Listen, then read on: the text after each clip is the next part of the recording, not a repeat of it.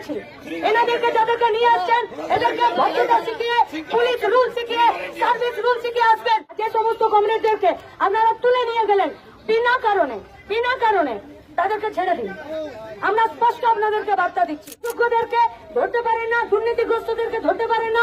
এখানে অযথা একটা ঝামেলা সৃষ্টি করলেন, একটা শান্ত মিছিলকে মাঝখানে ব্যারিকেড দিয়ে আপনাদের কোনো উচিত ছিল না, কোনো কাজ ছিল না, আপনারা প্ররোচনায় পা দিলেন। যে সমস্ত কমরেডরা আহত হয়েছেন তাদেরকে বাদিকে নিয়ে আসুন। আর যে সমস্ত কমরেডদেরকে আপনারা তুলে নিয়ে গেলেন বিনা কারণে তাদেরকে ছেড়ে দিন। আমরা স্পষ্ট আপনাদেরকে বার্তা দিচ্ছি। আর এই যে সমস্ত মহিলাদেরকে, পুলিশদেরকে আপনারা এখানে নিয়ে আসছেন এদেরকে ভদ্র ব্যবহার শেখাবেন। যদি এরা ভদ্রতা না শেখে এদেরকে নিয়ে আসবেন না, এদের দায়িত্ব আপনাদেরকে নিতে হবে।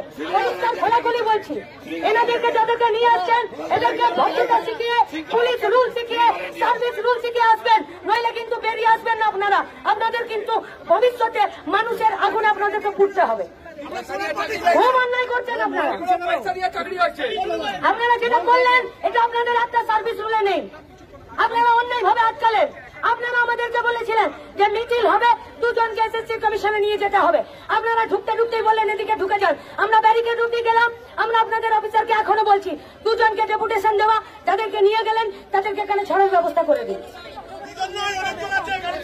দুজনকে ডেপুটেশনে যাওয়ার ব্যবস্থা, আর যাদেরকে নিয়ে গেলেন তাদেরকে ছাড়ার ব্যবস্থা করে দিন।